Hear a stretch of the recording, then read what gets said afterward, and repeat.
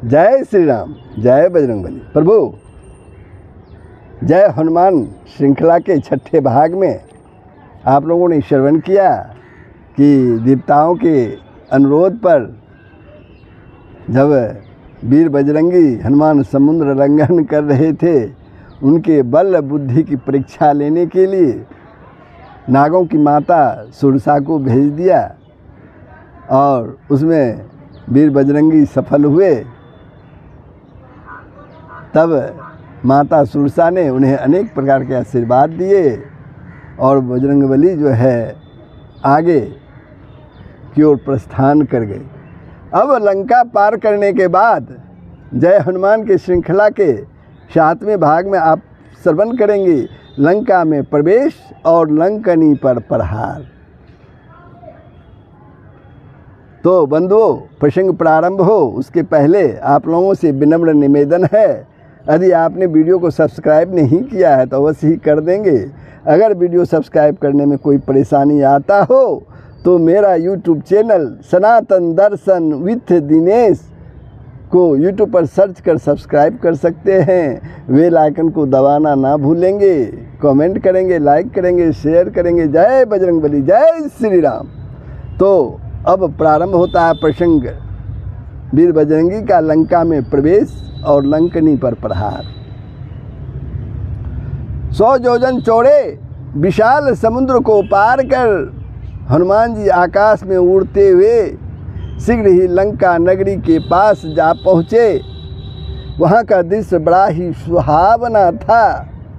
चारों ओर तरह तरह के सुंदर वृक्ष लगे हुए थे, सुंदर सुंदर फूल खिले हुए थे, भांति भांति के पक्षी आनंद में चहक रहे थे, नृत्य कर रहे थे।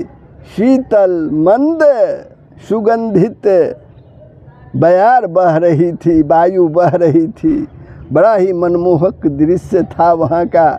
लेकिन श्री हनुमान जी का मन इस समय प्राकृतिक छठा में बिना डूबे लंका में प्रवेश की योजना बनाने में वे संलग्न थे।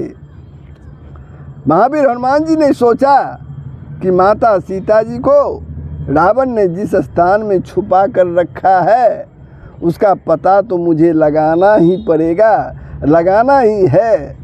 साथ ही मुझे यहाँ के बारे में अन्य आवश्यक बातें भी जान लेनी चाहिए। मुझे यहाँ पूरी सेना के ठहरने के लायक का स्थान, जल फल की सुविधा आदि का पता भी करना चाहिए। रावण का दुर्ग किला दूर से ही देखने पर अत्यंत दुर्गम मालूम पड़ता है, अतः युद्ध के विचार से इसकी एक एक बात का पता लगा लेना भी अत्यंत ही आवश्यक है।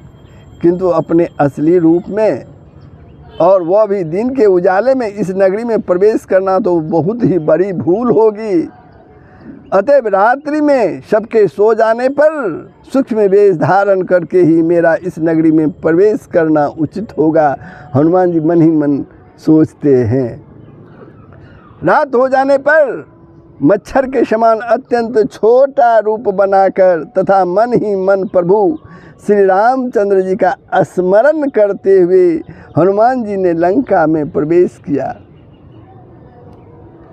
चारों ओर भयानक और विकराल राक्षसियों का पहरा था। वह नगरी बहुत अच्छी तरह से बसाई गई थी। सड़कें चौराहे सब बहुत ही सुंदर थे। उसके चारों ओर समुद्र था। पूरी नगरी सोने की बनी हुई थी। स्थान स्थान पर सुंदर बागीचे और जलाशय बने हुए थे।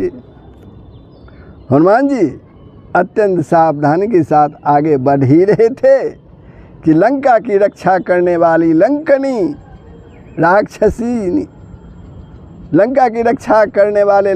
राक्षसी ने उन्हें पहचान लिया।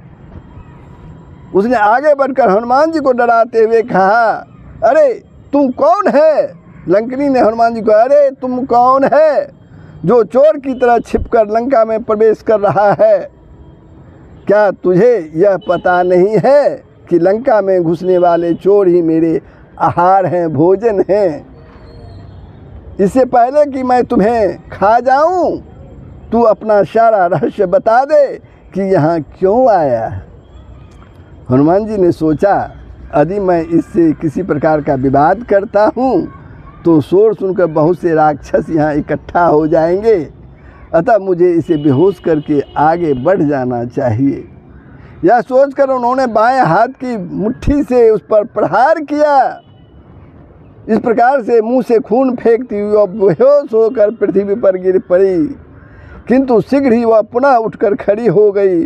उसने कहा, बानर वीर, अब मैंने तुम्हें पहचान लिया है, तुम भगवान श्री रामचंद्र के दूत हनुमान हो।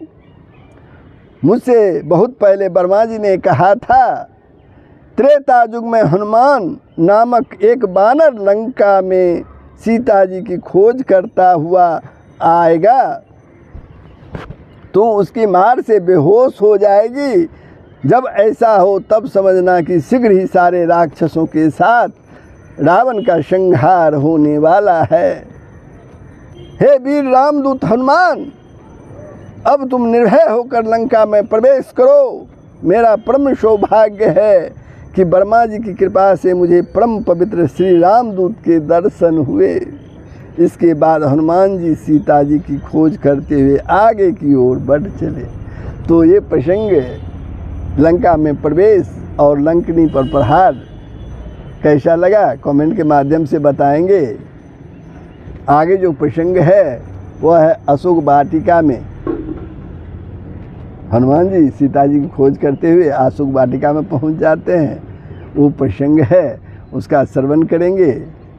प्रभु, अगर आपने वीडियो को सब्सक्राइब नहीं किया है तो सब्सक्राइब कर दें, बेल आइकन को दबा दें, कमेंट करें, शेयर करेंगे। जय श्री राम, जय बजरंगबली।